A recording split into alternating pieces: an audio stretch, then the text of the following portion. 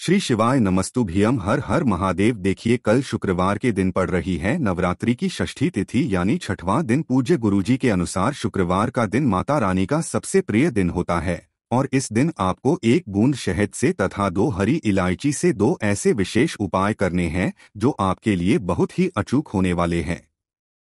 अगर आप अपने जीवन में आर्थिक समस्याओं से परेशान हैं, रुपए पैसों की दिक्कत लगातार बनी रहती है, एक एक रुपए खर्च करने से कई बार सोचना पड़ता है, व्यापार सही से नहीं चल रहा है, घर में आए दिन कोई ना कोई समस्या बनी रहती है, किसी ना किसी को तकलीफ बनी रहती है, तो पूज्य गुरुजी ने कहा कि आपको नवरात्रि के छठवें दिन यानी इस शुक्रवार के दिन अपनी धन से संबंधित समस्त समस्याओं को समाप्त करने के लिए ये विशेष उपाय जरूर करना चाहिए।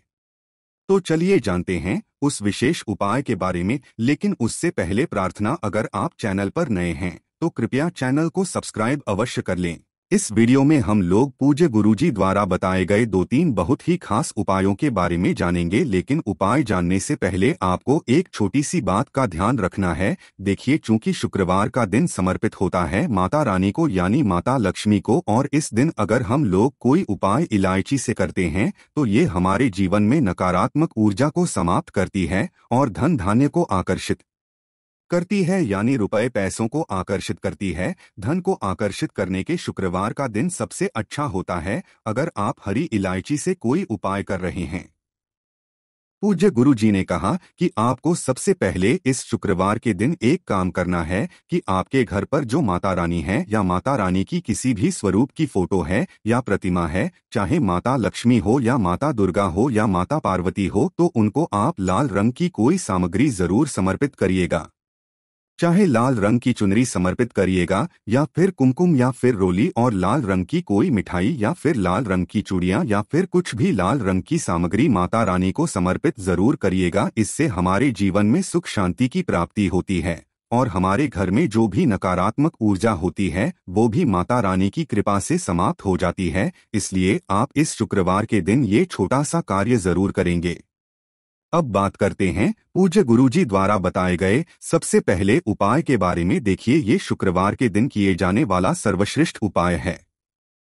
इस उपाय के लिए आपको 1 बूंद शहद ले लेनी है। शहद आप 1 बूंद या 2 बूंद, जितना भी आपके पास उपलब्ध हो जाए उतना ले लीजिए। फिर इसी के साथ आपको 2 हरी इलायची ले लेनी है। हरी इलायची ध्यान रखिएगा कि हरी ही होनी चाहिए, क्योंकि कुछ ऐसी इलायची होती है जो रखेरखे सूख जाती है और उनका कलर पीले रंग का हो जाता है। इसलिए आप लोगों को ध्यान रखना है कि जो भी आप इलायची लेंगे वो हरी रंग की ही होनी चाहिए। अब ये 2 इलायची लेने के बाद आप ले लेना है 1 लोटा जल।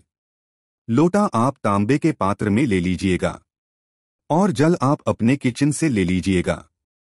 अब ये सारी सामग्री लेकर आपको पहुंच जाना है शिवालय। पूज्य गुरुजी के अनुसार इस उपाय को आप शाम के समय में करेंगे, यानी प्रदोष काल के समय में करेंगे तो ये आपके लिए सबसे उत्तम साबित होगा। नहीं तो आप इस उपाय को सुबह भी कर सकते हैं। देखिए, अगर आप प्रदोष काल के समय के बारे में जानकारी नहीं रखते हैं तो आपको जान लेना चाहिए कि शाम को जब सूर्यास्त होते हैं तो उससे 45 मिनट का समय और 45 मिनट बाद का समय, यानी ये जो 1.5 घंटे का समय होता है, ये प्रदोष काल का समय कहलाता है और इस समय साक्षात महादेव शिवलिंग में विराजमान होते हैं। तो आप कोशिश करिएगा कि आप प्रदोष काल के समय में ही ये उपाय कर ले, नहीं तो फिर आप सुबह भी इस उपाय को कर सकते हैं। देखिए, अब शिवालय पहुंचकर सबसे पहले आप एक काम करेंगे। आप जो 1 लोटा जल लेकर गए हैं उस जल को आप सबसे पहले श्री गणेश जी वाले स्थान पर समर्पित कर देंगे और श्री शिवाय नमः मंत्र स्मरण कर लेंगे।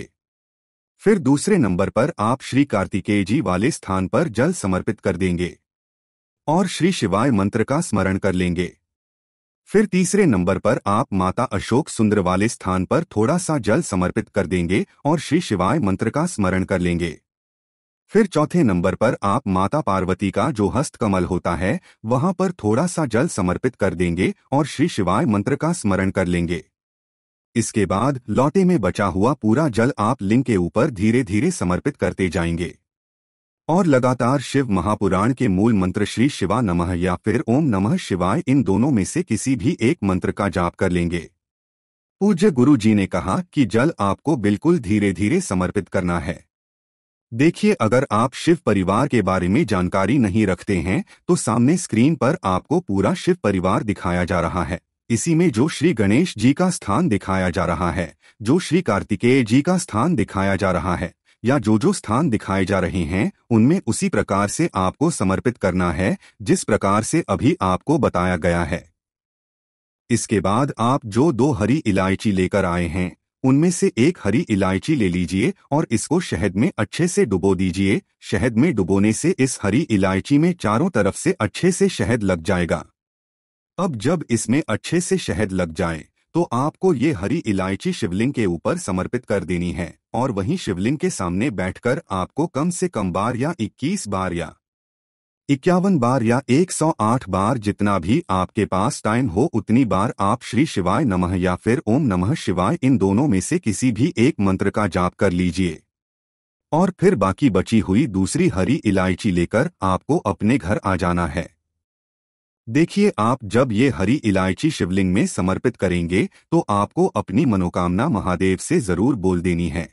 आपको प्रार्थना कर लेनी है कि आपके जीवन में धन से संबंधित जो समस्या चल रही है, या फिर व्यापार से संबंधित समस्या चल रही है, या फिर किसी भी प्रकार की समस्या चल रही है, तो उसको दूर करने के लिए महादेव से प्रार्थना कर लीजिए। और फिर ये दूसरी हरी इलायची लेकर आप अपने घर आ जाइए। अब आपके घर पर जो माता तुलसी का पौधा है, उसके सामने आपको पहुंच जाना है और साथ ही साथ 1 चुटकी या 2 चुटकी हल्दी ले लेनी है, शुद्ध पीसी हुई आप हल्दी ले लीजिए और ये दूसरी हरी इलायची लेकर आप तुलसी जी के पौधे के सामने पहुंच जाइए। अब आपको इस दूसरी हरी इलायची में चारों तरफ से हल्दी लगा लेना है। इस दूसरी हरी इलायची को हल्दी में डुबो दीजिए और अच्छे से जब इसमें हल्दी लग जाए तो इस हरी इलायची को तुलसी जी का जो पौधा होता है उसके नीचे जो मिट्टी होती है उस मिट्टी में आप गाड़ दीजिए, यानी थोड़ी सी मिट्टी को आप हटाइए और ये हरी इलायची वहां पर रखकर फिर ऊपर से मिट्टी रख दीजिए।